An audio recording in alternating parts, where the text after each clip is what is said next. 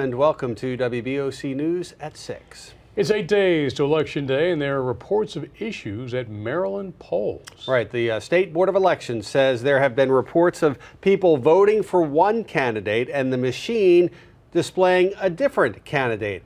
Election officials say 12 machines were tested and no issue was found, but other units were taken out of service.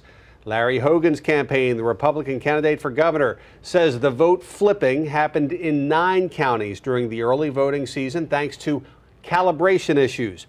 Of those 9 counties reported, 2 are on the Eastern Shore in Dorchester and Queen Anne's counties. Now, WBOC found out about another voting irregularity in a 10th Maryland county, Wicomico.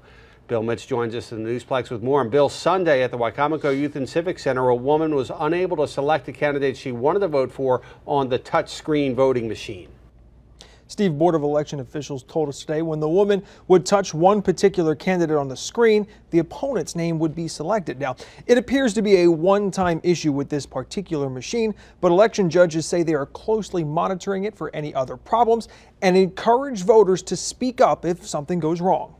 Monday morning, a steady stream of early voters walked into the Wicomico Youth and Civic Center to do their civic duty before November 4th. Sunday, an early voter tried to do just that, but ended up needing some help from an election judge. She indicated that she felt that the machine had changed her vote from one candidate to another. Anthony Gutierrez is the county election director and tells us the voter had this happen 2 consecutive times. After working with the judges and getting to the summary screen of the voting machine, the correct vote was ultimately cast. Gutierrez says 2 judges cast their own votes on the machine following the issue with no problem, and the next handful of voters also reported no problems. But the machine will still be closely monitored. The incident is a chance for elections officials to stress the importance of speaking up. I'd say that after each election, perhaps 3 or 4 times, I'll get reports, either email or phone call, indicating someone had a problem. And it's unfortunate because at that point, there's nothing we can do for them. Over 1,000 people have voted early in Wicomico County, and at least one had a problem. And with just over a week until Election Day, no problem should go unreported.